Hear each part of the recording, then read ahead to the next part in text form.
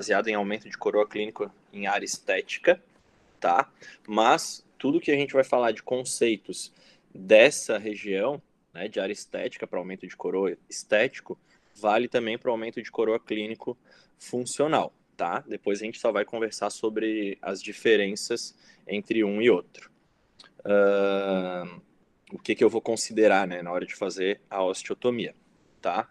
Então, pessoal, o aumento de coroa clínico em área estética, ele vai servir para correção do sorriso gengival, né? Só que tem algumas coisas que nós temos que avaliar nesse sorriso gengival, né? Como a questão da mobilidade do lábio, o quanto que expõe de gengiva e etc, tá? Formato de dentes, alguns itens que a gente vai conversar agora. Então, da aula passada, a gente já conversou sobre a questão do espaço biológico, né? Na verdade, a gente já vem falando disso desde do início do semestre, na aula dos outros professores. Então, vocês vão lembrar que a gente tem o epitélio do sulco, o epitélio juncional e a inserção conjuntiva, né? E que o nosso sulco clínico vai ser composto do epitélio do sulco e o epitélio juncional, tá? Que é isso que a gente vai sondar lá na hora de tentar identificar uma junção cemento-esmalte, tentar identificar onde que está a fratura, ou a margem da cárie, a margem do prepário, tá? Então isso é importante. E quando que nós vamos fazer o aumento de coroa clínico? Quando a gente tiver uma invasão desse espaço biológico. Então, essa invasão pode ser quando a gente tem uma fratura no dente, pode ser quando tem uma cárie, pode ser num preparo que vocês estenderam esse preparo muito subgengival. E aí, quando a gente está invadindo aquela área ali de epitélio juncional, de inserção conjuntiva, vai gerar um processo inflamatório para reorganizar essas distâncias, né, que a gente sabe que tem que ter entre a crista óssea e a margem do dente, se for um preparo, uma fratura, né, entre 2 e 3 milímetros, dependendo do fenótipo tecidual, tá? Se eu não tiver nenhuma cárie, nenhuma fratura, o aumento de coroa para corrigir o sorriso gengival, o que eu vou levar em consideração para saber o quanto que eu vou tirar de osso? Quem que pode me ajudar? Né? Porque se eu tenho cárie, se eu tenho fratura, eu vou até a margem desses acidentes, né? Agora, se eu não tenho, se eu vou fazer um aumento de coroa para fazer a correção do sorriso gengival, a minha paciente não vai fazer faceta, né? Ou o meu paciente não vai fazer faceta, não vai fazer nada. O que eu vou considerar para saber o quanto que eu vou tirar de gengiva, o quanto que eu vou tirar de tecido ósseo? Quem que pode me ajudar? Abre um microfone aí para me ajudar. Qual que é a estrutura do dente que a gente tem que levar em consideração para saber se eu posso tirar mais ou se eu devo tirar menos, ou se eu não devo tirar?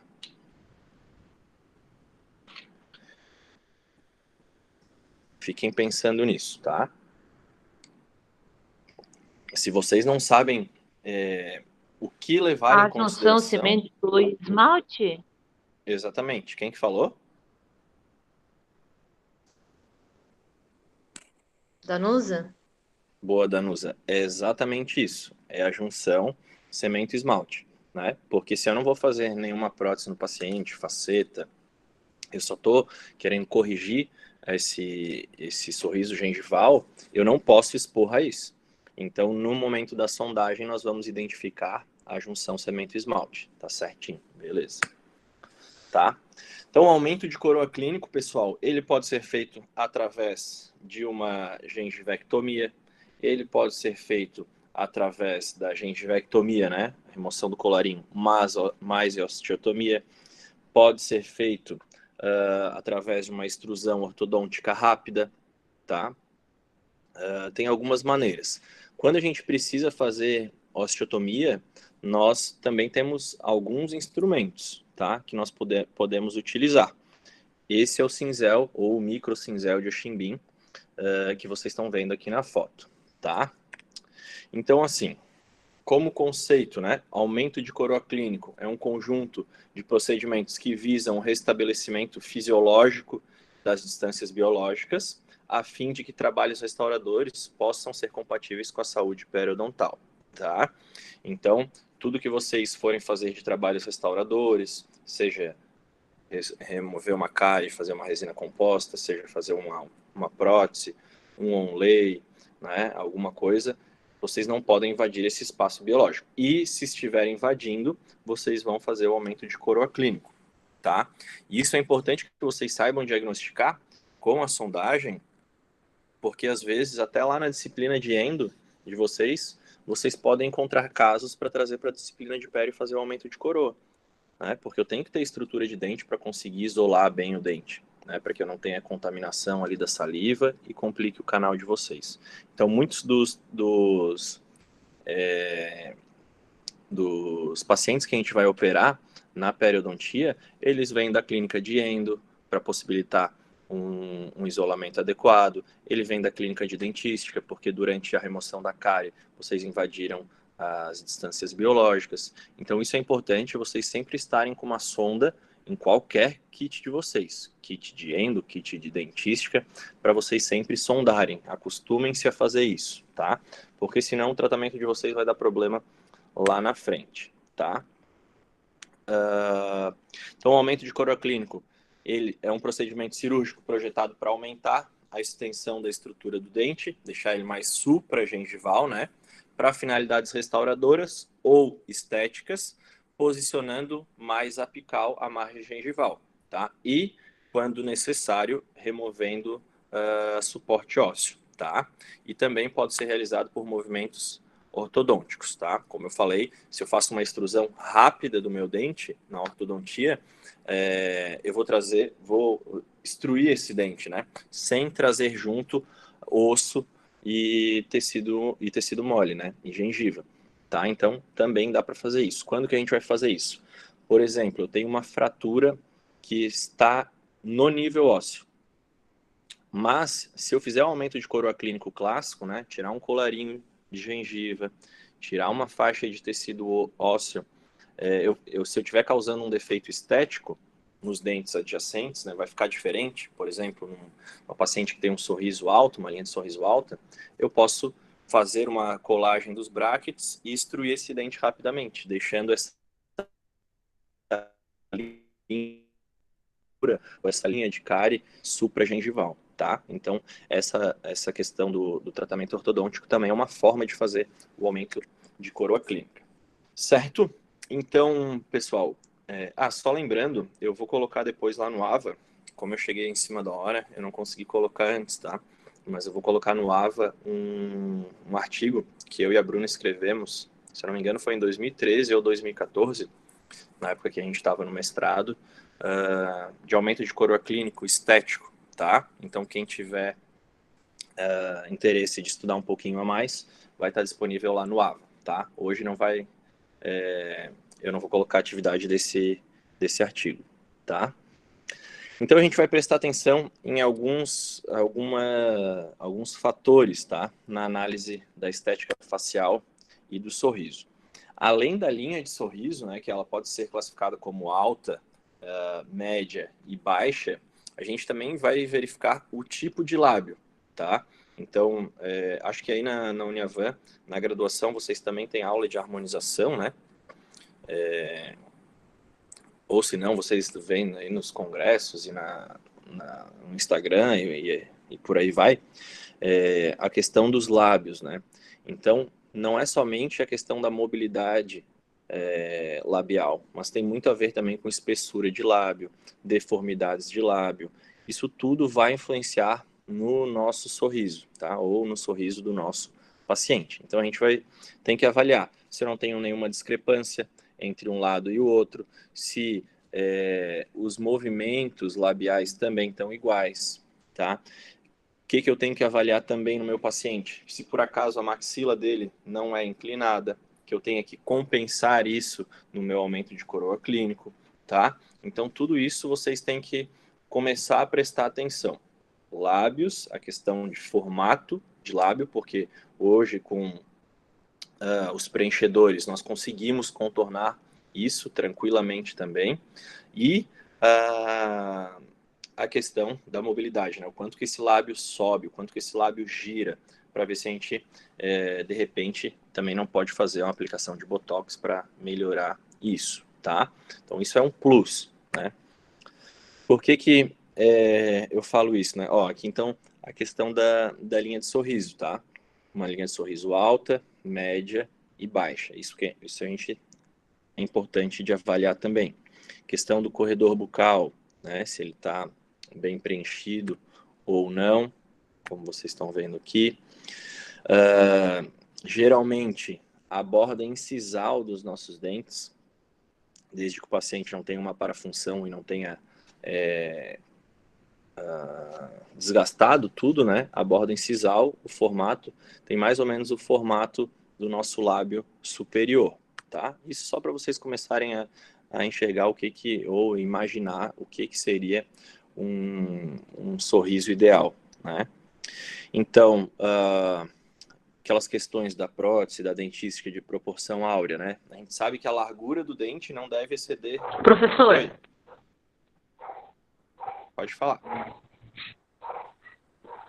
Professor. Pode falar.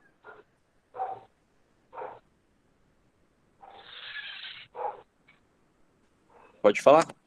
Quem é que chamou ali? Danusa?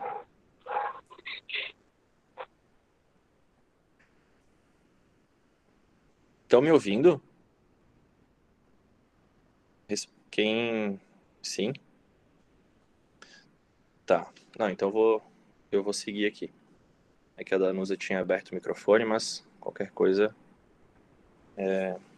ela abre de novo. Então a gente sabe que a largura não deve exceder 80% da altura, né? Na questão das proporções áureas. Então, quando eu for fazer um aumento de coroa, eu vou levar isso em consideração, tá? Não, Isso eu tô... professor, é que eu queria falar que não estava aparecendo os slides.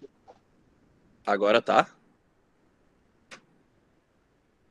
Pro resto do pessoal, tá aparecendo o slide?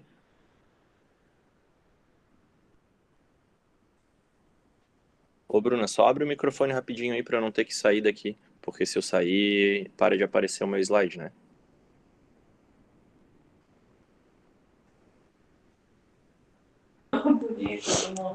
Pessoal, tem que ver se vocês não fixam a câmera do Bernardo. Se vocês fixarem no Bernardo, não vai aparecer o slide. Tem que mostrar a apresentação do Bernardo.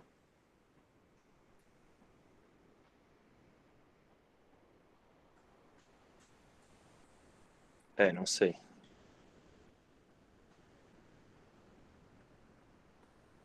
Mas todo mundo tava vendo o slide. Posso seguir aqui. Beleza. Então tá. Qualquer coisa, se der algum problema, abre o microfone para falar, tá? Eu não tô vendo o chat. Beleza. Então, o Zenith ele vai ser deslocado um pouquinho para distal também. E aí a gente entra naquela questão do fenótipo ou biótipo gengival, né, que nós já vimos em outras aulas. Então, o biótipo gengival espesso não vai ser possível a gente avaliar, a gente ver por transparência a sonda, e o biótipo não espesso, né, que é o fino e intermediário, a ponta da sonda ela acaba transparecendo. Então, só relembrando, biótipo espesso, a gente tem um tecido mole denso e fibrótico, tem uma faixa de tecido ceratinizado ampla, papilas curtas e largas, dentes com formato mais quadrado, e o osso embaixo desse fenótipo, geralmente, prestem atenção, geralmente ele também é espesso, tá? O que levaria a uma técnica cirúrgica com retalho, tá? Já o biótipo fino, o tecido mole delgado, faixa de ceratinizada reduzida, tá? Olhem esse caso aqui que eu botei, claro, não é um caso de aumento de coroa, né? É um caso de recobrimento, mas só para vocês verem um biótipo fino. Vê como bem no terço cervical, tá? Na porção mais alta da recessão, vê como a linha de ceratinizada é bem curtinha, tá? Então, temos papilas longas e afiladas, dentes com formato triangular e o osso subjacente, ou ele não existe, ou ele é festonado, fino. Beleza, pessoal. Então, falando de aumento de coroa clínico estético, Faltou um slide, por favor. Vai lá. Não sei quem falou porque não Já, aparece. obrigado. Não aparece para mim, mas a Bruna está gravando essa aula, tá? Então não se preocupem em ficar copiando tudo que tem no slide. Depois vocês podem fazer isso com calma para copiar o que vocês quiserem, tá? Mas hoje preste atenção no que eu estou falando, é mais importante do que ficar só anotando no caderno, tá, pessoal? Depois a gente vai disponibilizar a aula, não precisa se preocupar com isso. Então, assim, pessoal, a gente vai fazer o aumento de coroa clínico estético para resolver alguns tipos de sorrisos gengivais, tá? Mas quem que me ajuda aqui? Eu coloquei 3 situações, né? Erupção passiva alterada e excesso vertical de maxila e ou hipermobilidade labial, tá? Que também vão levar a uma exposição maior da gengiva do paciente, tá? Quem que me ajuda aqui, ou quem lembra, ou quem chuta, o que é erupção passiva alterada?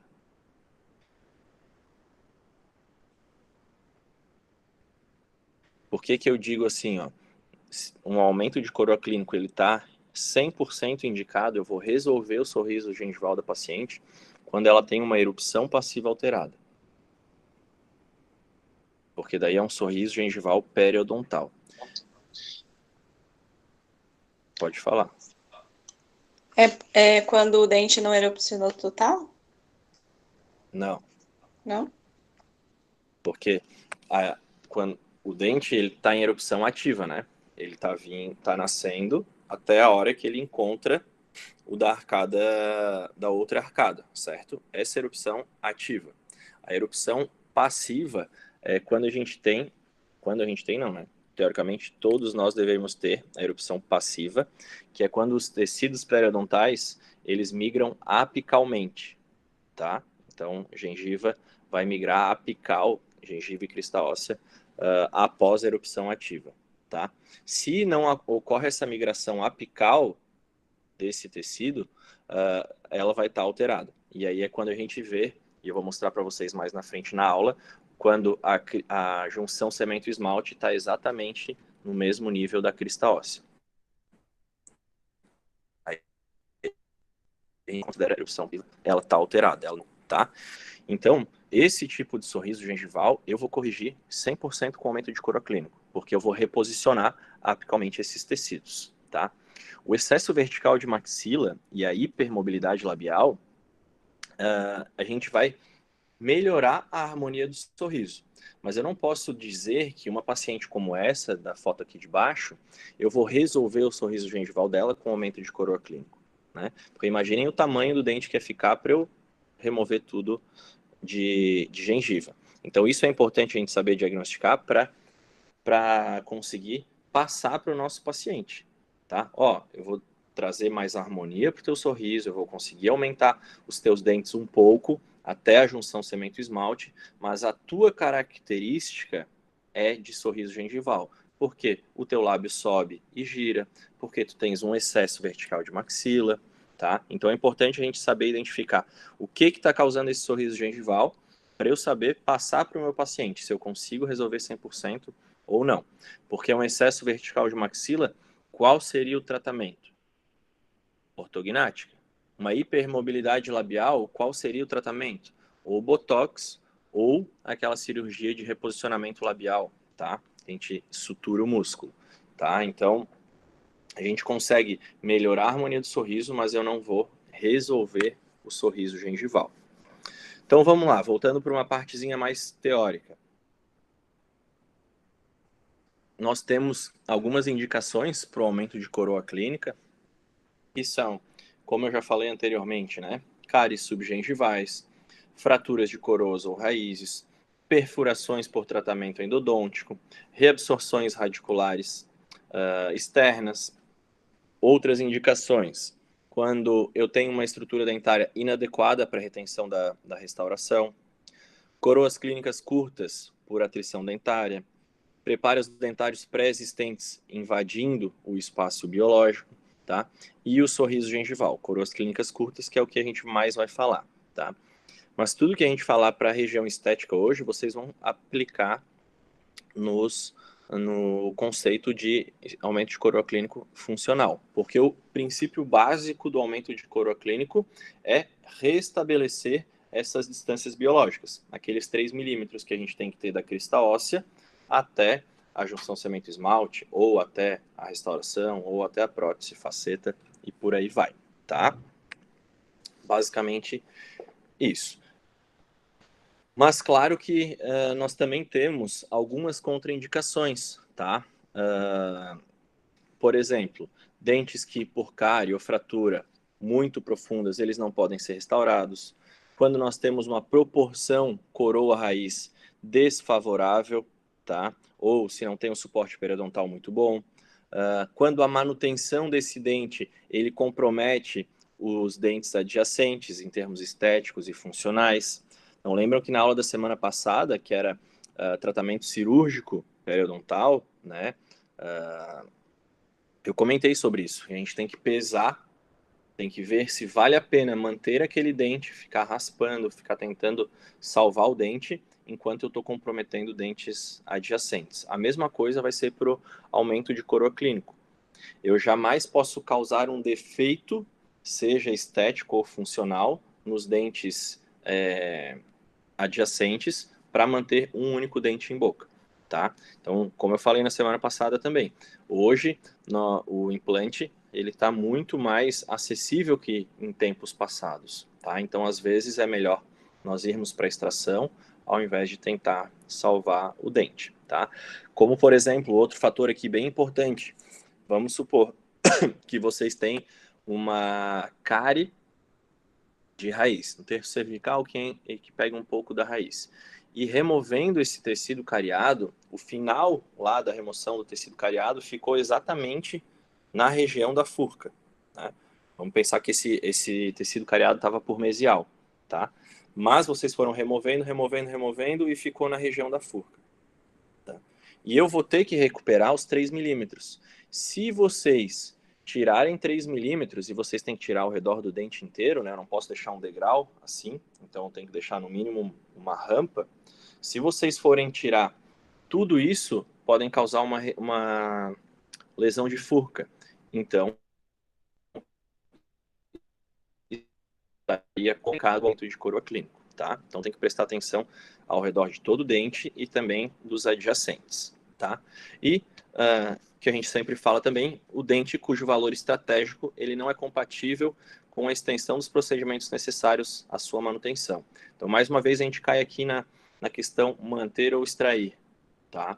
Então, às vezes, nós vamos ter que fazer no nosso paciente aumento de coroa clínico, custa X, temos que fazer endodontia, que custa Y, depois um pino, que custa Z, para depois fazer uma coroa. Às vezes, isso num dente que eu não posso, às vezes, garantir para o paciente uma longevidade de 10, 15, 20 anos, tá?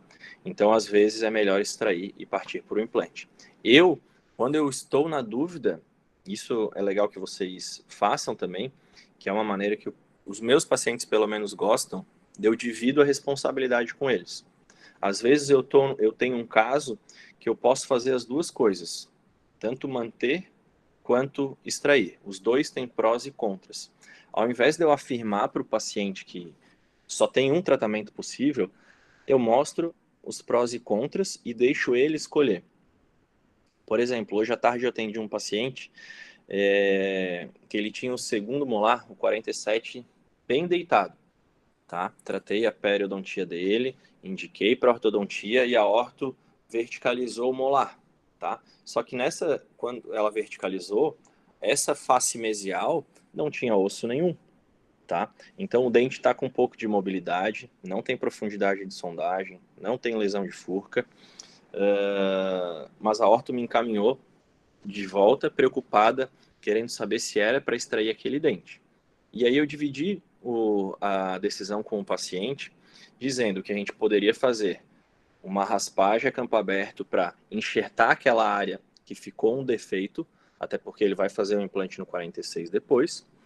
E aí a gente vai manter esse dente por mais 1 ano, 2 anos, 5 anos, 10 anos? Não sei. tá? Ou ele poderia extrair já de primeira, faço o enxerto na região e depois coloco o implante no 46 e no 47. Então, eu dividi essa responsabilidade com o paciente. Os pacientes gostam disso, eles entendem. Tem paciente que ele vai preferir ser mais direto ao ponto, tem paciente que ele vai preferir tentar fazer todos os procedimentos para salvar o dente, tá? Isso também depende do poder aquisitivo, né? Porque às vezes a gente indica um aumento de coroa, daqui a pouco esse dente fratura de novo e ele vai cair no implante igual, tá? Então eu gosto sempre de dividir com o paciente essas opções quando eu não tenho uma visão 100%. Vamos supor, um dente que está fraturado ao meio, isso não tem como salvar, é exoimplante. Mas um dente onde a gente tem condições de regenerar ou extrair, aumentar a coroa ou salvar ou extrair, eu divido essa decisão com o paciente e eles gostam bastante disso, tá? Porque eles se sentem que eu tô me colocando no lugar deles, tá? E aí quem vai depender do perfil do paciente decidir por uma opção ou outra, né? Apesar de que eles sempre acabam indo para a opção que a gente indica, né? Eles, mas se fosse na tua boca, qual que tu faria? A gente acaba indicando alguma e eles acabam fazendo, mas depende muito do perfil do paciente, tá? Com a vivência clínica eu aprendi que, pelo menos para mim, esse é o melhor caminho, de dividir a responsabilidade com o paciente. Beleza. Então, a gente vai conversar sobre algumas coisas, tá? Saúde geral, não vou entrar em detalhes hoje. Fatores de risco, a gente já relembrou na última aula também. Saúde periodontal, vocês já tiveram durante todo o semestre também, né? A questão das raspagens, indicações, diagnóstico, etc. Protocolo farmacológico, a gente pode conversar depois na clínica, no laboratório, ou quando vocês forem fazer algum procedimento. Então, hoje a gente vai conversar sobre as incisões e os retalhos que nós fazemos em cirurgia de aumento de coroa clínica, tá? Então, a área doadora é para quando eu vou fazer algum tipo de enxerto, né? Suturas eu vou falar só um pouquinho para vocês também do que eu tenho preferência de fazer, tá? Não é nada demais, vocês conseguem fazer tranquilamente também, tá? E recomendações pós-operatórias.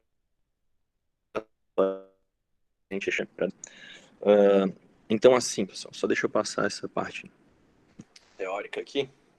Incisões. A incisão, pessoal, o Jorge já mostrou para vocês lá na aula de materiais, né? Então, nós temos que ter um bom bisturi? Temos, mas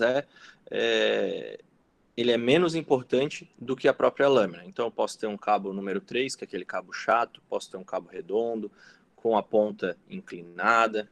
Tem vários tipos, tá? Mas o mais importante é o tipo de lâmina que nós vamos utilizar, tá? Hoje, em periodontia, implantodontia, nós vamos usar 2 tipos apenas. A lâmina 15C, que vocês estão vendo aqui, a segunda, tá? E as microlâminas, que nesse slide está representado por essa lâmina aqui, SM69, tá? Ou lâminas oftálmicas. Mas o que mais vocês vão utilizar é a lâmina 15C, tá? Agora, eu falei para vocês que o bisturi não é tão importante, tá? Pode ser qualquer marca, qualquer formato, não importa. Agora, a lâmina é muito importante, tá? Isso fará toda a diferença no procedimento cirúrgico de vocês, tá?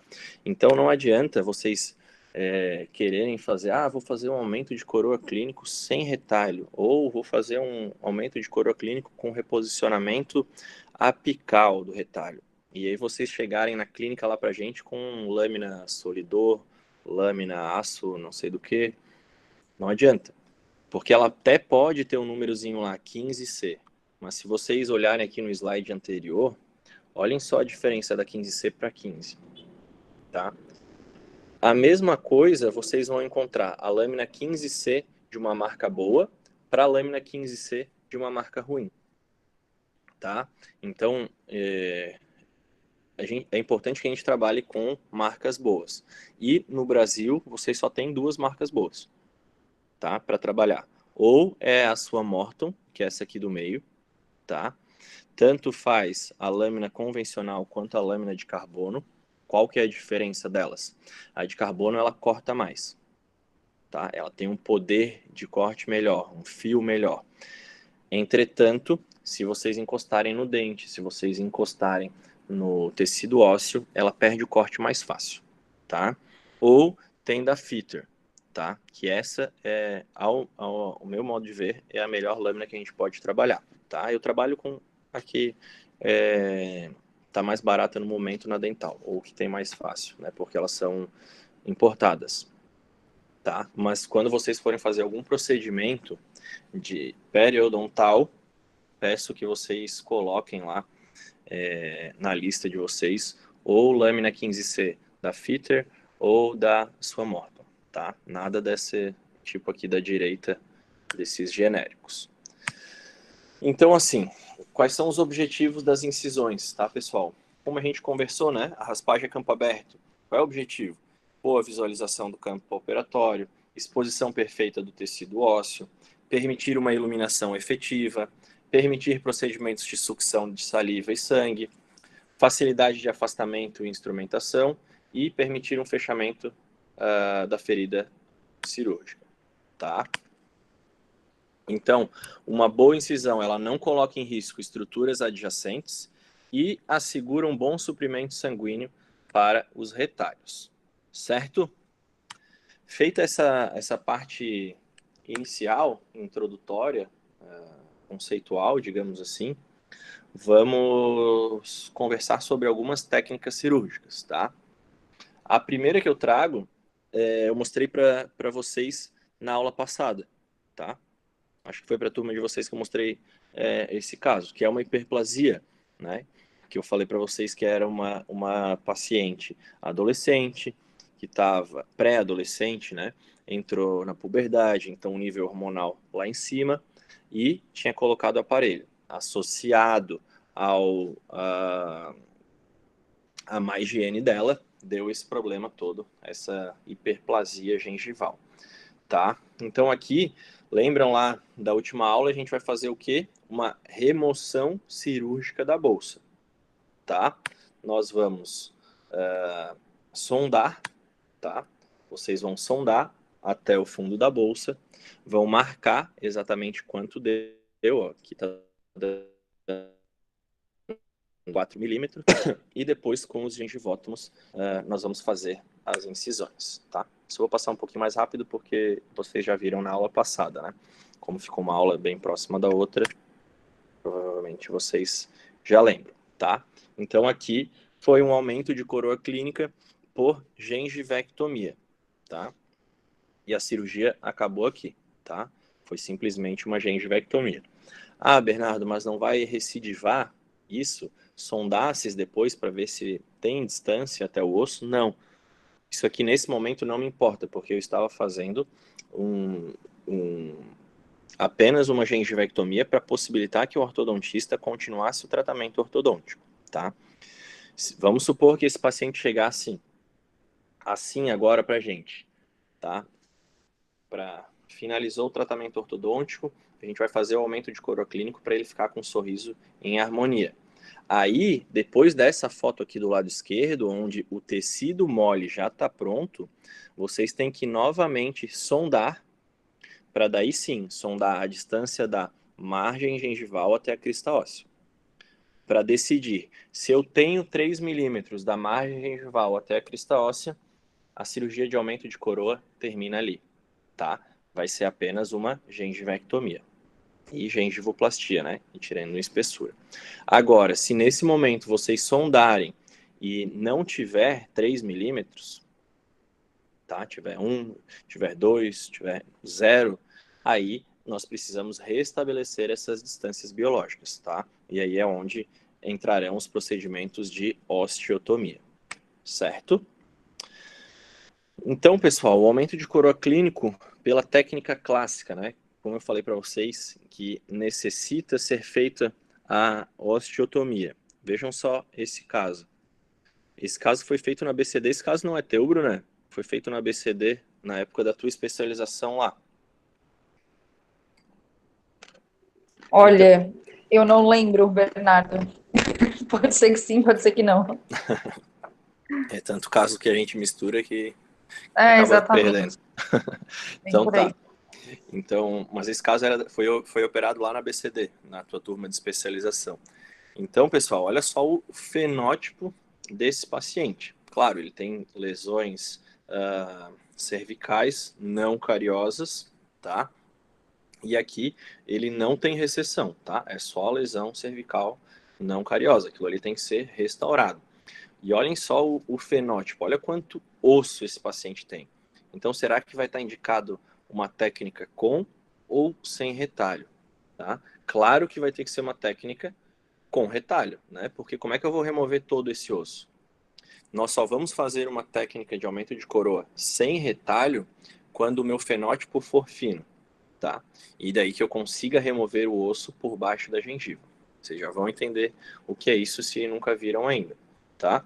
Então, nesse caso, vai ser feita a mesma coisa, sondagem, marcação dos dentes, tá? E aí depois elevação do retalho, tá? Para fazer a osteotomia.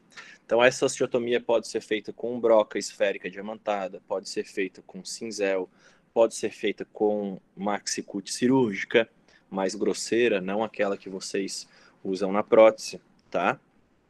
Apesar de que vocês não chegaram na prótese ainda, né? Mas quando chegarem na prótese, comprem uma maxicute para usar só em prótese e uma maxicute para usar só em cirurgia, tá? Porque a maxicute da prótese ela vai ser mais refinada, digamos assim, e a da cirúrgica mais grosseira, tá? Então aqui, quando eu tenho volume de osso, esse caso aqui eu não botei inteiro, eu botei só uma parte dele para mostrar que quando eu tenho volume de osso, eu tenho que abrir retalho para desgastar também em espessura, né? Fazer a osteoplastia. E se vocês forem olhar a foto aqui do centro, pessoal, vejam como não dá para identificar a junção cemento-esmalte. Em nenhum dente. Olhem só o canino, o 13. Tamanhozinho. Olha só o tamanho do lateral.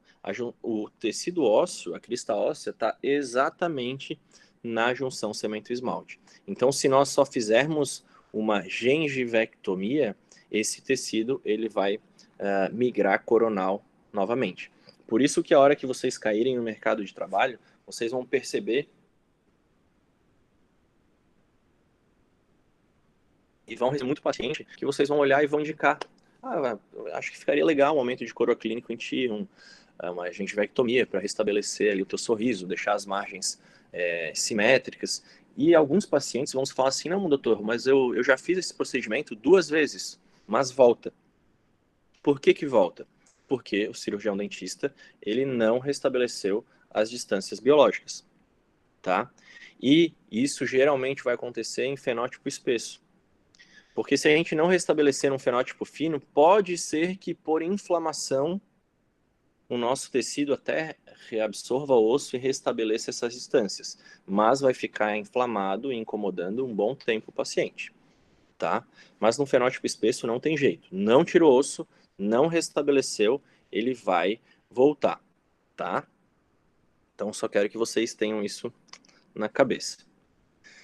Ok, então vamos passar para esse caso. Então vejam, é um caso da época de mestrado, de quando estava na UFSC, que foi operado na época, doutorando João Gustavo. Foi uma época ali, em 2012, 2013, 2014, que parece que virou uma febre lá na faculdade. A gente operou muitos e muitos casos, tá? Então vejam só. Essa era uma paciente que se incomodava com 2 coisas, basicamente. O sorriso gengival dela, a exposição de gengiva, o tamanho dos dentes e que de canino para trás eles eram um pouco amarelados, tá? Então, olha só. Se a gente vai para uma visão intraoral, a gente vê que além da exposição gengival, que nós vimos na foto passada, ela tem uma assimetria de margens, tá? Que deve ser corrigida também. Então tá, a gente olhou aqui na foto anterior, por que não tá voltando? A gente olhou na foto anterior que ela mostra a gengiva, mas não é um sorriso gengival muito grande. tá? Na foto intraoral, eu percebo que ela tem uma simetria de margens. O que mais que eu preciso avaliar? O quanto de ceratinizado a gente tem. Porque quando vocês forem sondar, vamos supor, nesse caso aqui eu vou sondar, ela não vai fazer nenhum tratamento estético. Então, o que eu tenho que identificar? A junção cemento-esmalte, tá? Vocês vão identificar onde está a junção cemento-esmalte, vamos supor, está 2 milímetros infraósseo. Vocês vêm aqui para fora do tecido e vão marcar 2 milímetros, tá? Só que o que vocês têm que avaliar antes de marcar? Vocês têm que avaliar se, feita essa marcação, acima dela, eu ainda tenho, no mínimo, 2 a 3 milímetros de mucosa ceratinizada. Eu jamais posso fazer uma incisão e remoção desse colarinho, deixando em mucosa alveolar, né? Vocês sabem que a mucosa ceratinizada, que é firmemente aderida ao dente, ela protege, né, esse complexo periodontal, tá? Ela ajuda nessa saúde periodontal, tá? Então, um ponto importantíssimo é verificar a faixa de mucosa ceratinizada. Aqui estava tranquilo, né? Tinha bastante mucosa ceratinizada. Então, foi feita a sondagem e a marcação dos pontos, tá? Vejam que cada dente a gente vai marcar diferente, porque as margens estavam assimétricas. E como essa é uma paciente que não vai fazer nenhum tratamento restaurador, eu vou levar essa incisão, esse colarinho, até a junção cemento-esmalte, tá? Beleza, foram feitos os pontos. Vocês viram no caso anterior, daquela menina que tinha a hiperplasia, as incisões feitas com o gengivótomo, e quando a gente faz a incisão com o gengivótomo, eu uno todas elas, tá? A gente tira um colarinho inteiro, mas quando eu tiro com o bisturi, quando eu faço com aquela lâmina 15C que eu mostrei para vocês, vocês vão fazer dente a dente. Então imaginem que vocês vão começar uma incisão intrasucular, depois vão cair na vestibular, façam a ligação dos pontos e vão voltar intrasucular. E isso vocês vão fazer para cada dente, tá? Feito essa delimitação do colarinho, vocês vão fazer uma incisão intrasucular normal, tá? Em toda a face vestibular, para soltar o colarinho do dente, tá? E aí depois, remoção desse colarinho. Nesse ponto aqui, depois, imaginem que já está removido o colarinho, vocês têm que ir para o segundo sondagem, tá? Vocês vão sondar para perceber a distância entre a margem gengival e a crista óssea. Se eu não tenho 3 milímetros, eu vou fazer a osteotomia. Com ou sem retalho, vai depender do meu fenótipo tecidual, ou da minha habilidade, ou do instrumental que eu tenho, tá? Ou da experiência, tá? Então, vocês têm que sondar. Se tiver os 3 milímetros de distância, beleza. A cirurgia de vocês acabou aqui nesse passo, tá? Nesse caso, não tinha os 3 milímetros. Então, nós optamos por fazer a elevação do retalho em espessura total, tá? Lembrem, um passo importante, elevação do retalho em espessura total. Por que isso? Porque eu preciso ter acesso ao tecido ósseo, tá? Por isso que a gente vai fazer em espessura total. Então vejam ali no elemento 21, como eu não tenho os 3 milímetros da junção cemento-esmalte até a crista óssea. Então, se nós não recuperarmos esse espaço através de osteotomia, seja com um cinzel de Yoshibin, ou microcinzel, ou broca esférica, ou broca troncocônica, qualquer coisa, se nós não restabelecermos essa distância, com certeza o tecido vai migrar coronal mais uma vez, tá? Aqui é após a osteotomia, então vejam como a distância junção cemento-esmalte crista óssea era menor, tá? Prestem atenção em todos eles, tá? Olha aqui o 13 também, como tinha pouca distância, devia ter 1,5 milímetro ali aproximadamente, e após a osteotomia, recuperando essa distância, tá? Um ponto importante aqui, pessoal, também, fenótipo espesso, nós podemos deixar 3 a 4 milímetros da junção cemento-esmalte. Fenótipo fino, a gente vai deixar 2, no máximo 3 milímetros da junção cemento-esmalte, tá? Aqui uma visão uma foto mais aproximada, certo? E depois suturado. Esse é um ponto extremamente difícil eu explicar aqui com vocês, sem poder demonstrar, tá? Mas esse aqui é um ponto que a gente chama de colchoeiro vertical, tá? Bernardo, Oi. antes de tu explicar a parte da sutura, tu pode só retomar que eles estão com dúvida no seguinte ponto. Quando tu falou na elevação de um retalho total, o que tu quer dizer com isso? E a diferença entre um retalho total e um retalho parcial ou um retalho dividido? Beleza. Vamos lá, pessoal. Deixa eu só ver se eu tenho o próximo caso já é de retalho dividido, tá? Mas eu vou explicar basicamente para vocês. O retalho total é quando a gente tem a mucosa colada lá no tecido ósseo e com o descolador de Mold a gente descola tudo. Periósteo, conjuntivo e epitélio, tá? Eu descolo tudo. Não fica nada grudado lá no tecido ósseo, tá? Quando é um retalho em espessura parcial ou um retalho dividido, ao invés de eu descolar tudo, eu vou dividir com uma lâmina esse retalho, tá? Deixando grudado no meu tecido ósseo, periósteo e conjuntivo, e aqui no meu retalho também vem conjuntivo e epitélio, tá? Beleza? Vocês já vão entender isso no caso posterior, no próximo caso, que foi feito um reposicionamento apical do retalho. Tá? Então, quando eu não precisar reposicionar esse meu retalho para baixo, né, apical, eu vou fazer um retalho em espessura total. Eu só faço um retalho em espessura dividida quando eu vou reposicionar para baixo esse retalho. E quando que a gente faz o reposicionamento? Quando eu não tenho mucosa ceratinizada para tirar o colarinho e ainda me sobrar aqueles 2 a 3 milímetros de ceratinizada. Se eu for fazer o colarinho e for ficar em mucosa alveolar, eu não posso fazer o colarinho, tá? A gente vai pegar o tecido que está nessa posição e botar ele mais para cima. E aí, para isso, eu vou precisar dividir o retalho, certo? Então, aqui, voltando à sutura, o aumento de couro clínico, ele pode ser suturado com o ponto simples, pessoal? Ele pode.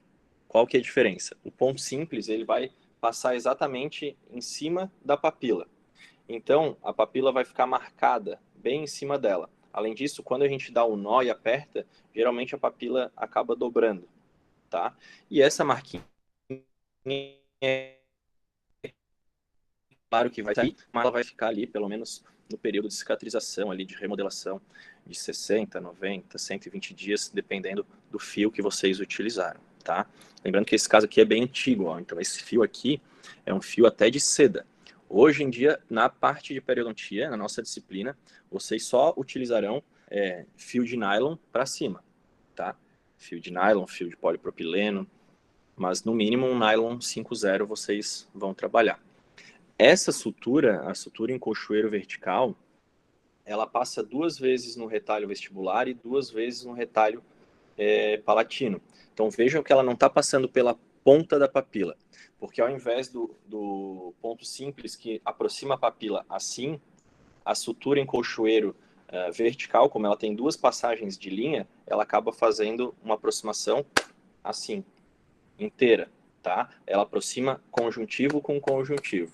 Então, além dela não causar aquele defeito estético, né, essa cicatriz na ponta da papila, ela acaba dando mais estabilidade para o nosso tecido, tá?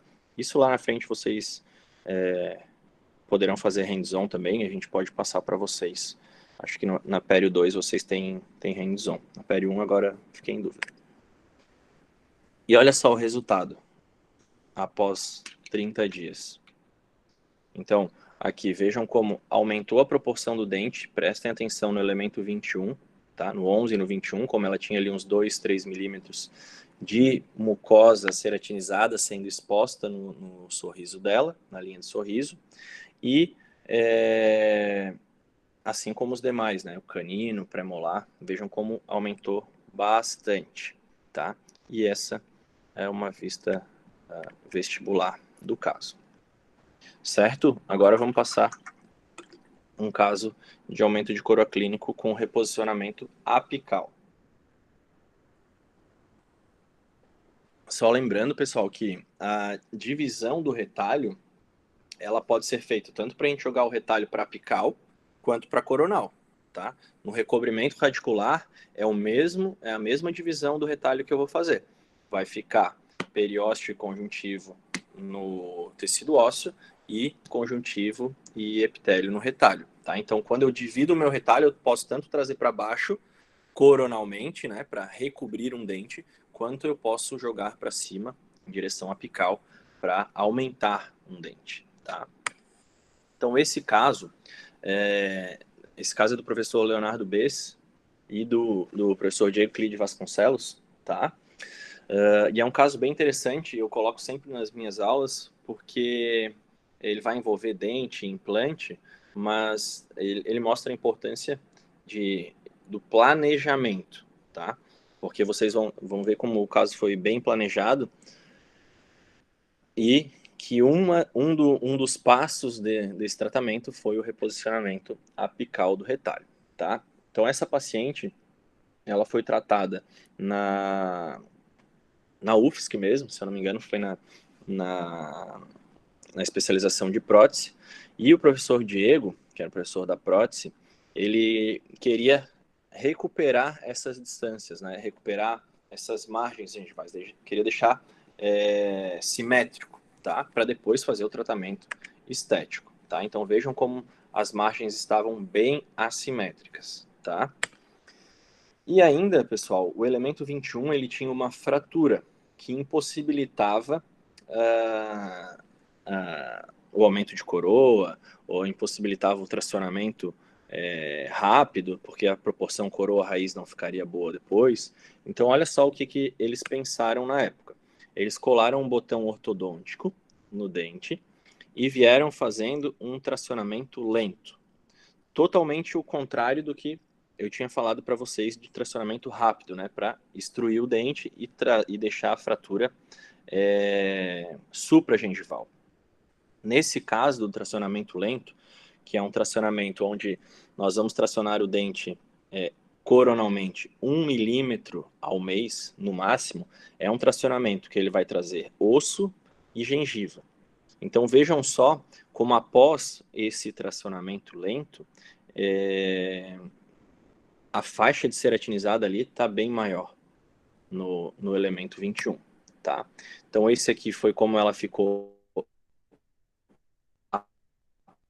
após o tracionamento, tá? Porque ele queria que trouxesse papila, porque esse dente seria reabilitado posteriormente com implante. Então vejam aqui do lado esquerdo como ficaram as margens gengivais. Ricardo? Oi. Tem uma perguntinha só aqui da Amanda. Ela está querendo saber mais explicações sobre qual seria o melhor tipo de sutura para tentar evitar uma recessão gengival. Está um pouquinho ampla, mas vê se consegue responder. Porque assim, Amanda, quando a gente vai fazer um aumento de coroa clínico, é difícil a gente ter recessão gengival, tá? Por quê? Porque a gente vai elevar o retalho, só que a gente tem crista óssea. Então, se a tua osteotomia foi feita na posição correta, restabelecendo aqueles 2 a 3 milímetros, tá? Da junção cemento-esmalte até a crista óssea, dificilmente tu vais ter uma recessão, mesmo que tu tenhas tirado um pouquinho a mais do teu colarinho, tá? Então, mas a sutura que eu mais gosto, que eu faço para aumento de coroa, é aquela que eu mostrei no caso anterior, que é uma sutura em colchoeiro vertical, tá?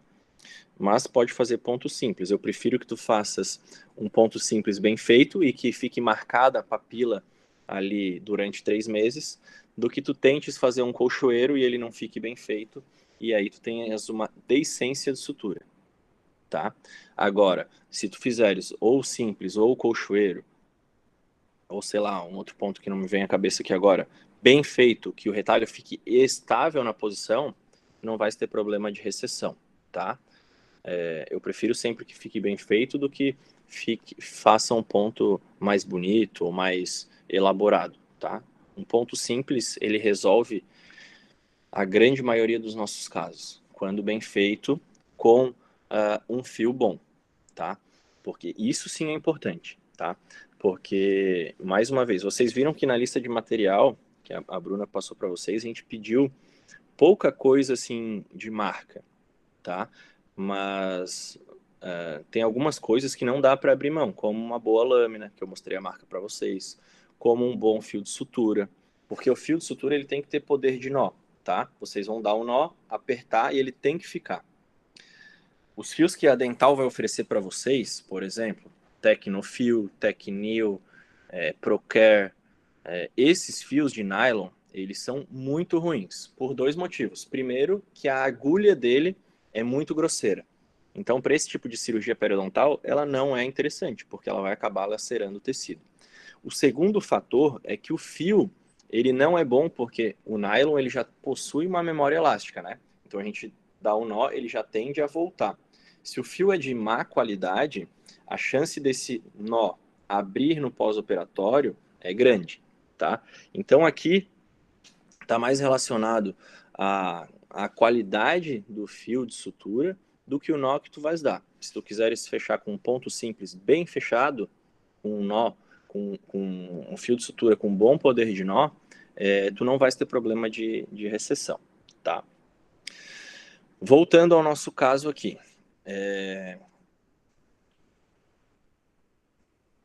Voltando ao nosso caso. Então aqui, como ficou o resultado pós-tratamento ortodôntico e a foto do lado direito pós-enceramento, tá? Então, o lado direito é como o professor Diego pediu para o Leonardo deixar essas margens. E aí, além disso, ele fez dois provisórios e esse guia cirúrgico, que ele serve tanto de guia cirúrgico, que vocês já vão ver no próximo slide, quanto de guia de reposicionamento desses provisórios. Vocês já vão entender. Pode estar parecendo um pouquinho complicado, mas vocês já vão entender tudo que será feito nessa cirurgia, tá? Então, olhem só, pessoal. Esse aqui, nesse momento, essa plaquinha de acetato, ela está servindo como guia cirúrgico, tá? Então, como esse paciente vai passar por um tratamento reabilitador, o que vai mandar no meu aumento de coroa? É a minha junção cemento-esmalte? Não. O que vai mandar no meu tratamento é a margem da futura prótese, tá? Gravem isso, tá? Se eu vou fazer um tratamento restaurador, meu aumento de margem da futura prótese. Se eu não vou fazer nenhum tratamento restaurador, o que manda no meu aumento de coroa clínico é a junção cemento-esmalte. Gravem isso, tá? Então, olhem só, se vocês forem perceber, da margem do guia... Professor, fala de novo, a minha internet travou bem na hora que você estava falando e eu não entendi nada que você falou. Tá, vamos lá. Se eu tô fazendo um tratamento reabilitador, seja com faceta ou com coroa, o que manda nesse aumento de coroa é a margem da minha futura prótese.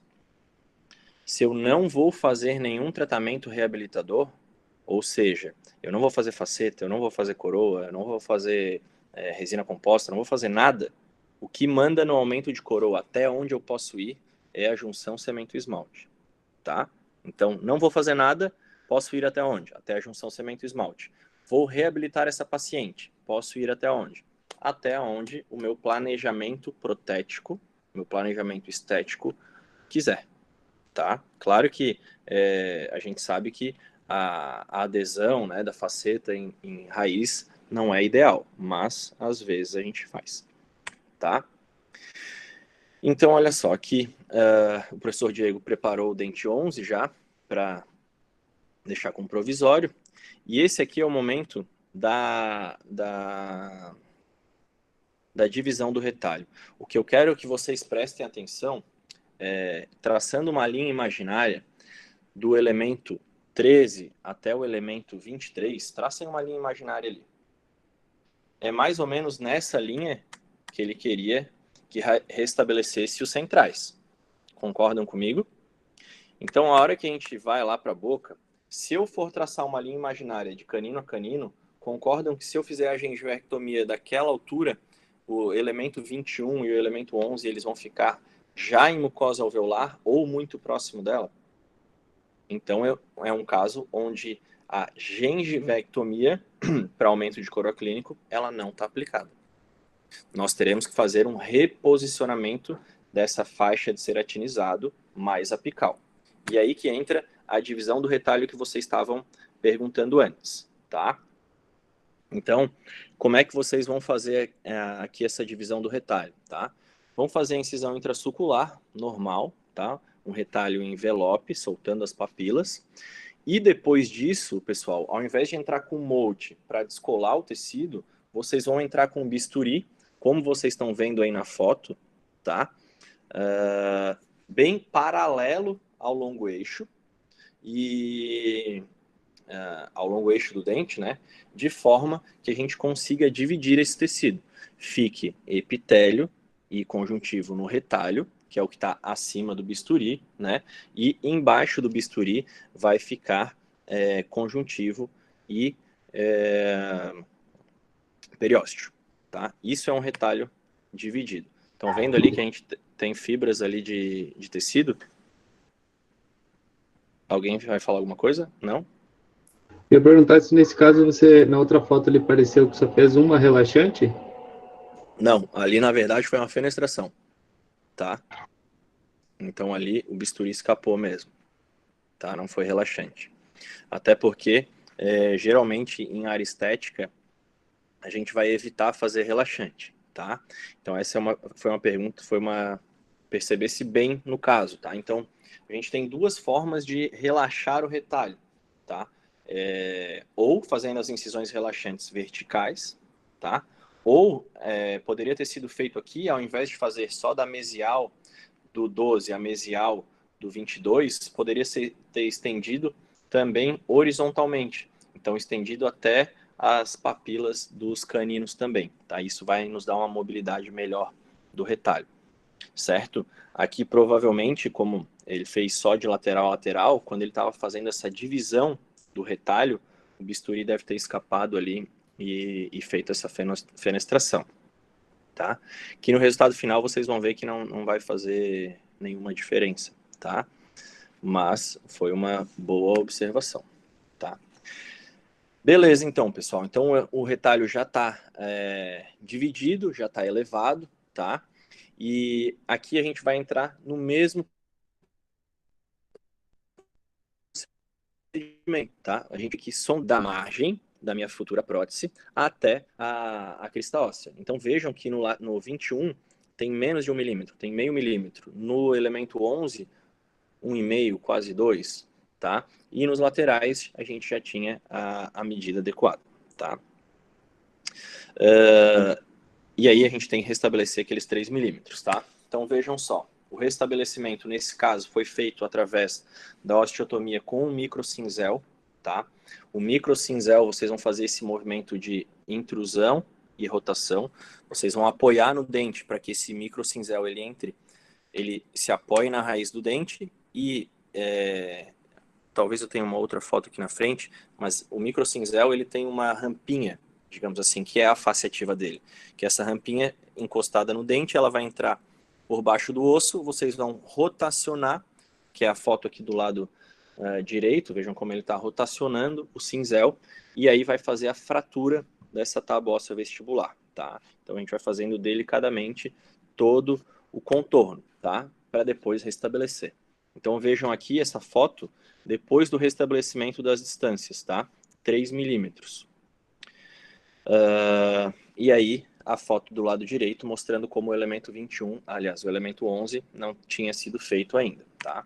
E aí a mesma coisa foi feita no elemento 11. Então vejam agora como nós já restabelecemos as distâncias da margem da minha futura prótese até a crista óssea, tá? Para que não tenha a invasão do espaço biológico por esse preparo. Mas, aqui só outra foto mostrando, né, como o desenho, né, da margem. Mas, o elemento 21, a proporção coroa-raiz dele... Bernardo, Oi. só tentem um pouquinho mais devagar. O pessoal tá achando que tá um pouco rápido. Tá. Tá bom? Aham. Aonde que vocês se perderam, pessoal? É porque se vocês não fazem pergunta, eu não sei se vocês estão entendendo ou não, tá? Aonde que tu te perdesse ali, Heloísa?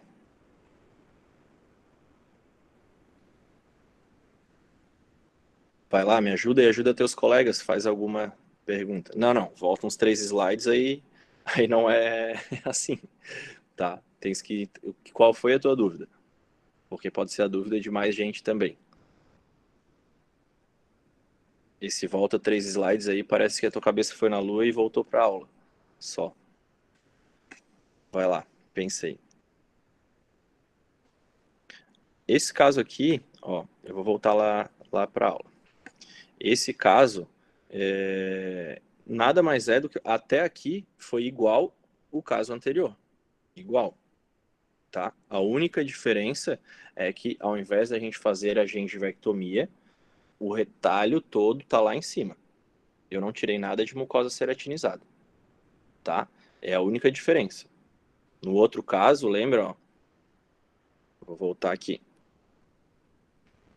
No primeiro caso, depois da marcação e da incisão do colarinho, foi feito um retalho em espessura total, tá?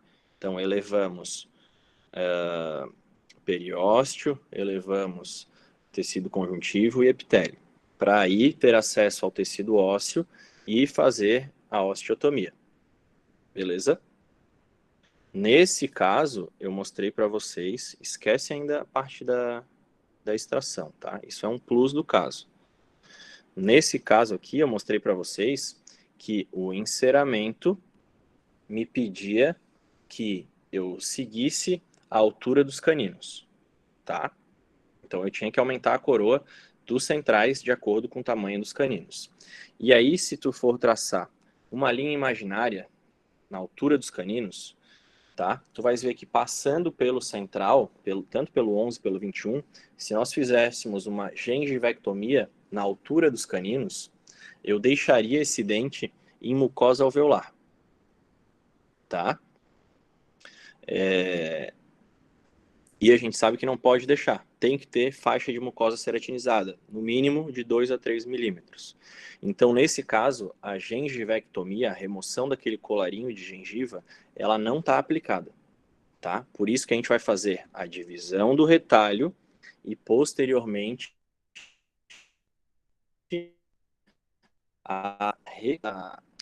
o reposicionamento apical, tá? O retalho vai lá para cima em direção ao ápice, terço médio da raiz, tá? Aqui é a mesma coisa. No outro caso, não foi feito isso ali, ó, eu repeti 3 vezes. Alguém pediu para eu repetir, inclusive. No outro caso, não foi feito nada de tratamento estético. Portanto, o quanto que eu fiz de osteotomia? Eu fiz de osteotomia a distância da junção cemento-esmalte até 3 milímetros de osso. Nesse caso, nós estamos fazendo um tratamento reabilitador. Vão ser feitas coroas aí. Então, o que vai mandar? A junção cemento-esmalte? Não, ela não existe mais, tá? Então, vai mandar aqui é a margem da minha futura prótese, que é o que vocês estão vendo no guia, tá?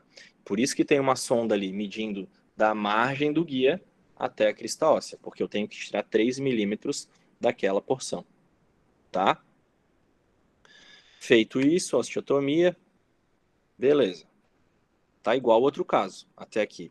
A única diferença é que não tiramos o tecido mole, a gente vai levar ele para cima apenas, e o que eu levei em consideração para fazer a osteotomia foi a margem da minha futura prótese e não a junção cemento-esmalte.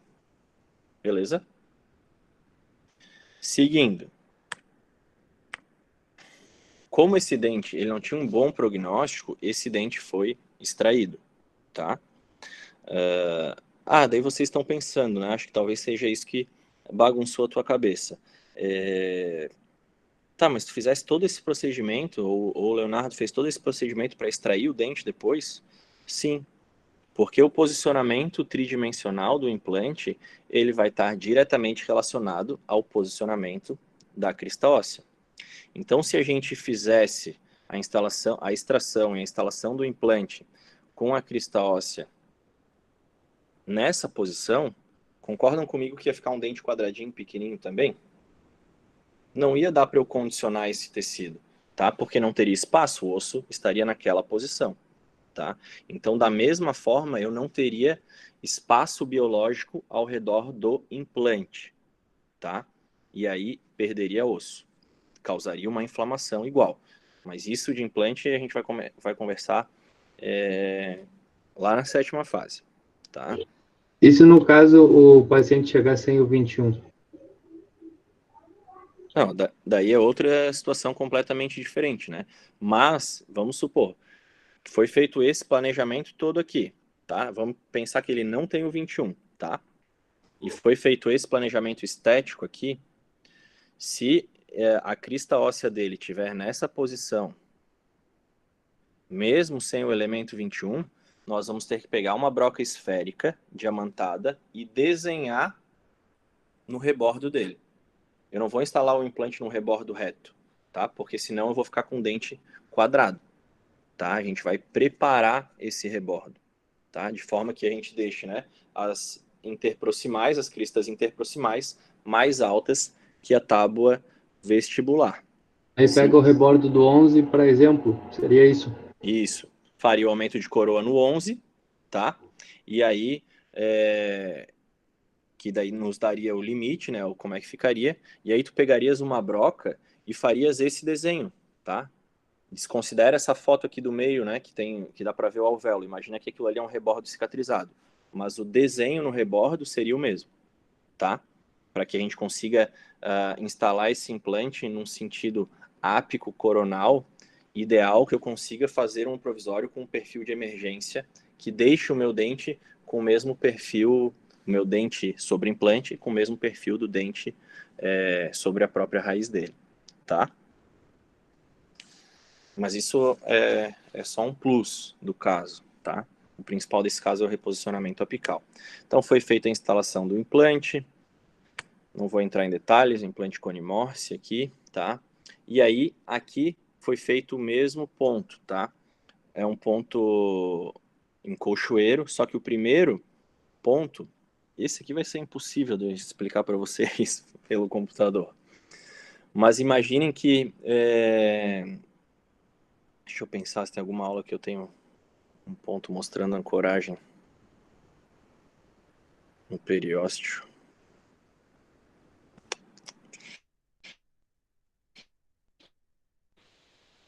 Deixa eu só ver aqui rapidinho, pessoal. Uma aula de sutura se tem, para facilitar para vocês, tentar mostrar.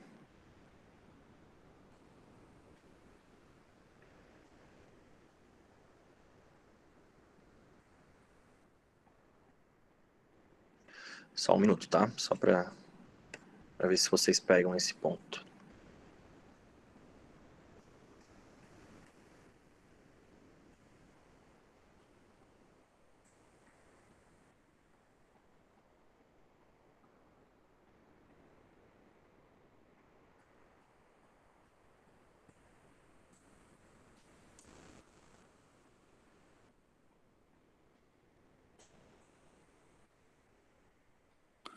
Ó, o colchoeiro vertical, para quem...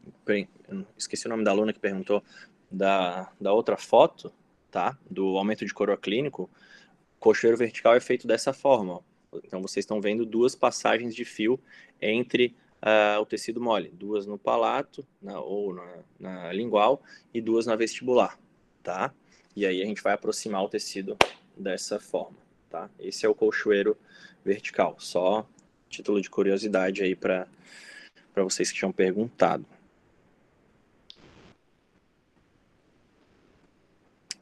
Achei.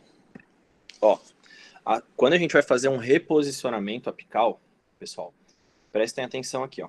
Se eu tivesse feito o retalho em espessura total, eu ia ter o meu retalho, né? E embaixo o osso. Então eu não consigo... Imagine que isso aqui é a coroa do dente, tá? Então, o meu retalho estava aqui, se eu descolei ele em espessura total, eu não consigo suturar ele aqui embaixo depois, tá? Deixando a raiz exposta. Por que eu não consigo fazer isso? Porque eu não consigo suturar o retalho no osso, tá? Então... Bernardo? Oi. Só um pouquinho. Quando tu for mostrar alguma coisa assim, através de Eu não gestos, vejo. só pede para eles trocarem para tua câmera, para eles te verem. Porque aqui no Google Meet fica só a tela? Fica só a tela, a gente não fica te vendo. Mas é Ah, só ir ali e clicar em cima de ti. Então é só pedir pro pessoal passar para ti antes, tá, se tu precisar. beleza. Então, por favor, pessoal, passem para mim. Tá? Então, assim, quando a gente está fazendo Quando eu faço retalho em espessura total, imaginei que isso aqui é o dente, tá? Isso aqui é a coroa do dente. Então, a minha gengiva estava aqui em cima, eu quero reposicionar ela para baixo, tá? Para deixar mais raiz exposta. Se eu fiz o retalho em espessura total, ou seja, epitélio, conjuntivo e periósteo, eu não vou ter nada de tecido mole aqui nessa parte para ancorar o retalho, tá? Num reposicionamento apical. Por isso que a gente fez aquela divisão do retalho, para que nesse momento eu tenha no meu retalho conjuntivo e epitélio, e lá junto do tecido ósseo eu tenha periósteo e conjuntivo, tá? Porque o periósteo ele é grudado no osso, então ele não tem movimentação. Então é no periósteo que eu vou ancorar esse retalho. Agora pode voltar lá para a imagem da aula, tá? Então, pessoal, essa foto que vocês estão vendo aqui, ó, é uma sutura com ancoragem e periósteo. Nós vamos pegar o retalho, passa o fio pelo retalho, como vocês estão vendo, passa a agulha pelo retalho, como vocês estão vendo aqui na primeira imagem. A agulha pode entrar perpendicular mesmo, vai bater no osso. Quando ela bater no osso, vocês vão girar essa agulha, tá? No que girar, vocês vão sair novamente pelo retalho. Então, esse fio de sutura, né, ele vai ficar passando por retalho, periósteo, periósteo, retalho. E aí vocês vão dar o nó, tá? Então, vocês vão estar reposicionando esse retalho, amarrando ele no periósteo, que é um tecido que não tem mobilidade, certo? Deu para entender mais ou menos?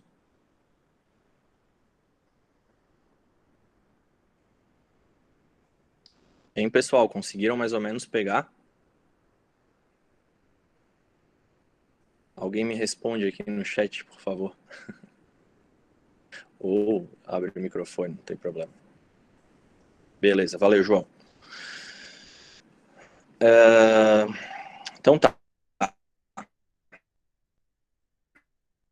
Então, voltando para o nosso caso, né, tem um reposicionamento apical, então vejam que nós não tiramos nada de tecido ceratinizado, tá? Ele foi só jogado mais para o ápice, tá? Pós-operatório imediato, tá? 30 dias depois, vejam a cicatrização dessa mucosa periodontal, né, do tecido periodontal e da mucosa periimplantar.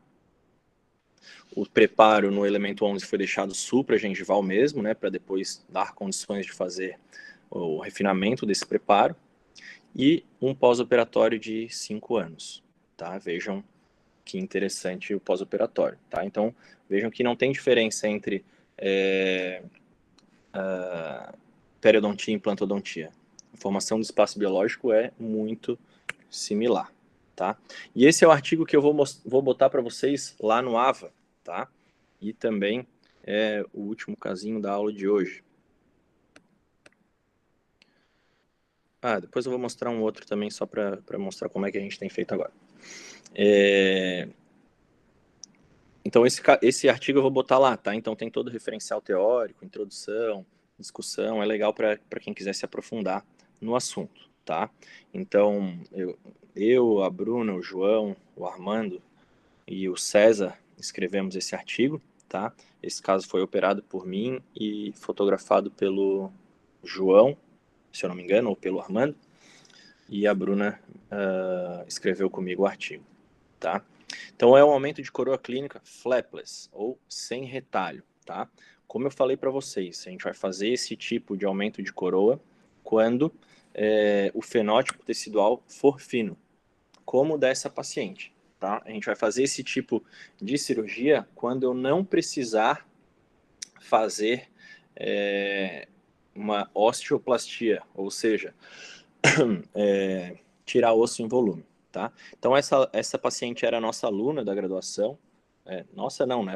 Eu era aluno também na época, estava no mestrado. E apesar da discrepância ser mínima, né? Ela se incomodava. Não era nem tanto o sorriso gengival dela, tá? A exposição de gengiva, mas a discrepância de margens, né? Como aluna, como quase dentista, ela percebia isso. Mas olha só o que nós temos que perceber nesse sorriso. Ela tem um pouquinho de excesso vertical de maxila, mas o principal dela é a questão do lábio. Olha como sobe esse lábio e olha como a região posterior, né, do lábio vira, tá? Então, essa é uma característica dela, que se a gente não mexer em lábio ou na própria maxila, a gente não vai corrigir o sorriso gengival. A gente vai melhorar, dar harmonia, mas não corrigir, tá? Então, aqui na foto de baixo, a gente pode ver a discrepância das margens, né, como realmente era assimétrico, 13 com 23, o 11 com 21, então isso incomodava a Júlia. Assim como o primeiro caso que eu mostrei na aula, pessoal, onde ela não vai fazer nenhum tratamento estético, então o que eu vou levar em consideração? Vejam que eu estou batendo nessa tecla, tá? Se eu não vou fazer tratamento estético, o que nós vamos levar em consideração é a junção cemento-esmalte. Então, na primeira foto, eu estou identificando a junção cemento-esmalte, tá? Estou fazendo isso com uma sonda exploradora porque ela é mais fininha e assim eu tenho uma melhor acuidade tátil, tá? Eu consigo identificar aquela constricção do dente, tá? E aqui, na segunda foto, já com a sonda milimetrada, medindo o quanto que eu tenho lá até a junção cemento-esmalte. E vocês podem ver aqui na sonda, tinha quase 2 milímetros, tá? Um pouquinho menos de 2 milímetros. E era isso que a gente ia tirar. Às vezes, pessoal, um aumento de coroa clínico, ele quando a gente sondar, vai dar meio milímetro, 1 milímetro, tá? 1,5 milímetros. Mas tendo em vista, né, que o nosso incisivo ele deve ter aí aproximadamente 10 milímetros de comprimento, já corresponde a 10%, 15%. Então pode parecer pouco, mas quando isso é colocado na boca, vocês vão ver que o resultado final estético é bem legal, tá? Então eu fiz as marcações do colarinho que seria removido. Vejam que eu estou no limite entre fazer o colarinho e fazer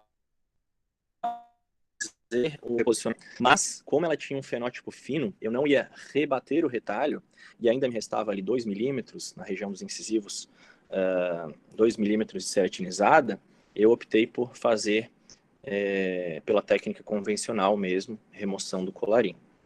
Então, fiz a marcação dos pontos, como vocês já viram. Fiz a remoção fiz a incisão, né, com o bisturi, dente a dente. E aí removido o colarinho. Então, pessoal, aqui é um ponto onde muito dentista erra e acha que já acabou a cirurgia nesse momento. Não, a cirurgia não acabou. Ela pode ter acabado, tá?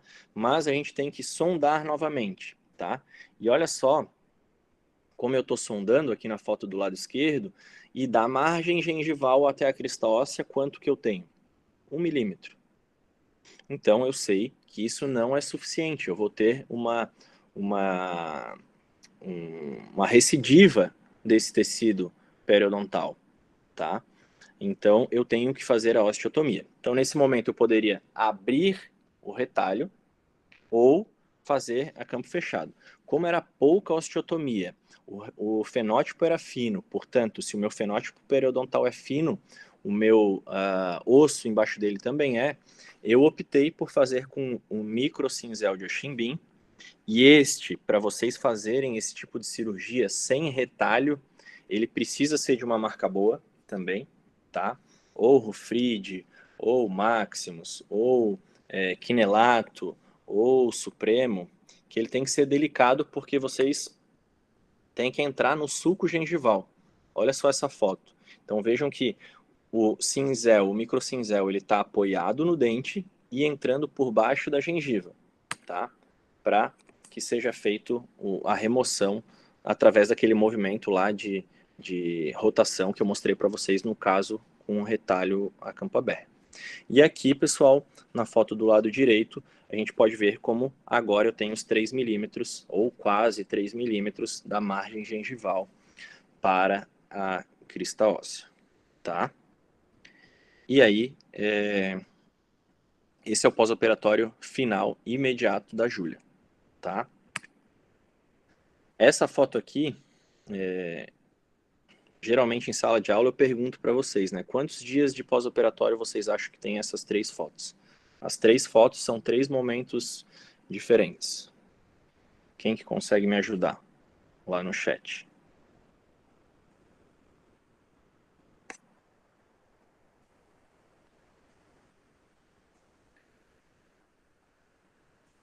Ó, vou botar aqui de novo. São 3 momentos diferentes, tá? Quantos dias tem no primeiro, no segundo e no terceiro? Vou deixar aí para vocês verem e poder chutar um número, tá? São 3 momentos diferentes. A primeira foto não é do dia da cirurgia, tá? O dia da cirurgia ela saiu assim, um pouquinho cruento, tudo vermelhinho, né? Mas nada arroxeado como vocês estão vendo na primeira foto.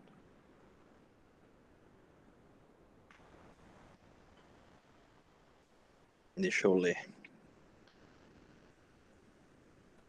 10, 20, 30, 7, 15, 30, 1, 15, 30. Uma semana, 15, 30. Ó, então ninguém acertou, tá? A última foto é de 30 dias, tá? Mas a segunda foto tem 7 dias, tá? E a primeira foto tem 1 dia só, pessoal. Então vejam só, quando a técnica está bem indicada, quando eu tenho destreza manual, quando eu tenho instrumental cirúrgico para fazer sem retalho, olha como é benéfico para o paciente também, tá? A recuperação é muito mais tranquila. Com um paracetamol, esse paciente passa o pós-operatório tranquilamente. E além disso, quando eu não elevo o retalho, quando eu não faço esse rebatimento do retalho, se eu fosse fazer facetas nesse caso, eu poderia esperar 60 dias. Agora, se eu faço elevação do retalho, osteotomia, né, então sutura, eu vou ter que... o meu organismo vai demorar a reposicionar, a restabelecer essas distâncias biológicas, nós vamos esperar no mínimo de 90 a 120 dias, tá? Então essa técnica flapless é bem legal também. E esse é o resultado final da Júlia. Claro que não resolveu o sorriso gengival dela, né? Por exemplo, a região de pré-molares, eu não tinha nada, nem meio milímetro para tirar. Mas melhorou a harmonia do sorriso dela, né? Pelo menos agora tá tudo igualzinho. Beleza? Eu vou passar um último caso para vocês. Tá na aula da especialização. Deixa eu ver.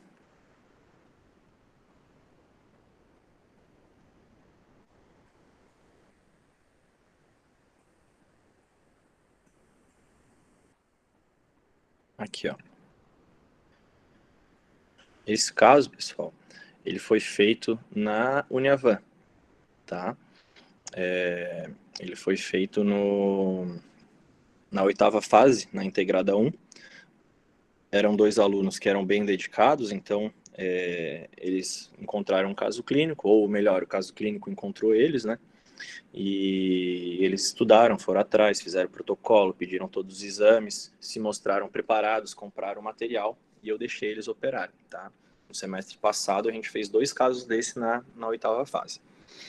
Olhem só, então a paciente, dentes curtos, né, sorriso gengival, dá esse aspecto de sorriso de criança, né, essa exposição gengival, e aí a gente vai trabalhar com este guia, tá? Que é o Perio Guide. Como que a gente vai fazer esse guia? Opa, não tá nessa aula aqui. Ah, tá um pouquinho antes aqui. A gente vai trabalhar com o Perio Guide, tá? Nesse guia, a porção interna dele nós vamos fazer a gengivectomia, e a espessura da cervical dele é o quanto de osteotomia eu tenho que fazer, tá? Por isso que é uma cirurgia periodontal guiada, e por isso também que eu deixo vocês fazerem na graduação, porque ela se torna muito mais fácil e previsível, né? Eu não dependo da nossa mão para a gente sondar, sentir a junção cemento-esmalte e marcar os pontos e fazer a incisão, tá? Tudo isso já vai ser feito de forma digital, esse planejamento. Então, quais são os exames que vocês têm que pedir ali na graduação? O escaneamento é só a gente agendar, né? A Uniavan tem o scanner, então a gente agenda e chama para fazer um escaneamento de boca inteira. E nós temos que pedir uma tomografia de boca inteira do paciente também. E essa tomografia com afastamento labial, tá? Não vou entrar em detalhes agora, porque é ainda muito novo para vocês, tá? Então, essa é uma aula de especialização. Se vocês quiserem, eu gravei uma mini aula no Instagram e tá lá, se não me engano, foi a última que eu postei, é desse caso, tá? Daí tem bem detalhado todos os passos, as dicas, os detalhes. Para vocês eu vou passar aqui agora a título de curiosidade, tá? Então, nós vamos pedir 2 exames, o escaneamento, o arquivo STL, e a tomografia, o arquivo DICOM, tá? Essa era a paciente, vocês já viram. E aí nós vamos fazer o planejamento, e essa paciente sim vai fazer umas resinas compostas depois, tá? Facetas, talvez, ela ainda está na dúvida, mas a gente resolveu fazer a incisão até a junção cemento-esmalte, porque ela tinha bastante dente ainda embaixo da gengiva. Então vejam só, pessoal, o guia, essa face interna do guia, ela serve para vocês pegarem o bisturi, encostar no guia e fazer a incisão do colarinho, tá? Que é isso que está sendo feito aqui, ó. Então já está delimitado, né? Foi delimitado lá no nosso planejamento no software. E depois o guia foi impresso, né? Foi prototipado. Vocês não precisam marcar ponto a ponto como eu estava mostrando anteriormente para vocês. Aí vocês devem estar pensando, né? Tá, professor, mas por que eu não faço todos os casos assim? Porque tem um custo, né? Eu tenho que fazer tomografia, eu tenho que fazer escaneamento e eu tenho que fazer um guia cirúrgico. Esse guia tem um custo de aproximadamente R$350, tá? Então não é todo paciente da Uniavan que vai querer pagar. No nosso consultório vai depender também, né? Se a gente quiser pagar isso ou cobrar isso ou não, tá? E tem mais a tomografia e o escaneamento, tá?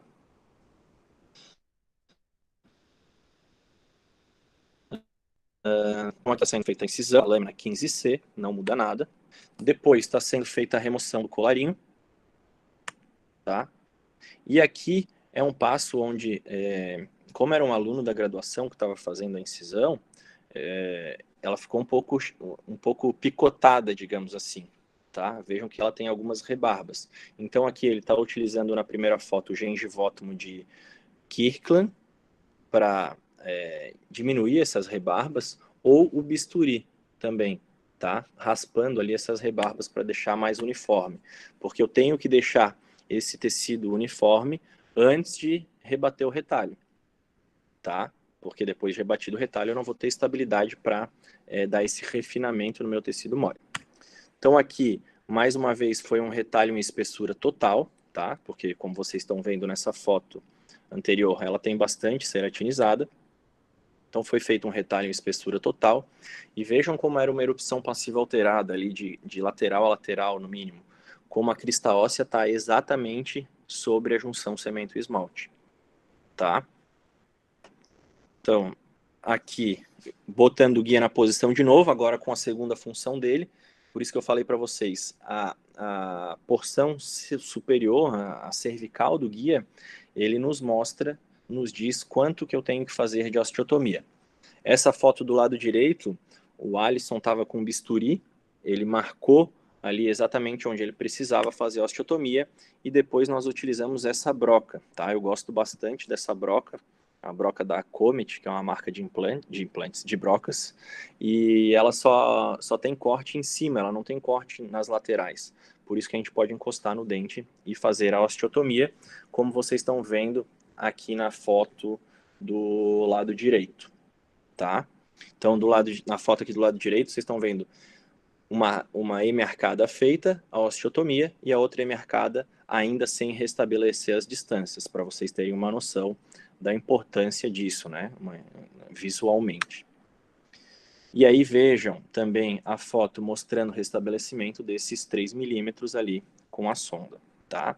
E aí depois nós fizemos também para o lado esquerdo, tá? Para outra hemiarcada.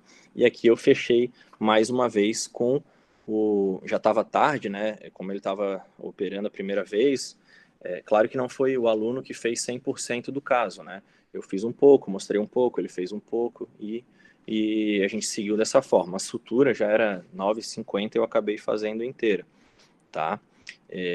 Mas daquele ponto em colchoeiro vertical que eu mostrei para vocês. Então, esse é o pós imediato, esse é o pós de 30 dias da Carol, que era paciente, e olha só a diferença. Aqui na foto do lado direito, ela está provando um mocap, tá? Que a professora Carol Taguchi fez para ela, tá? Então, vejam só a diferença, né?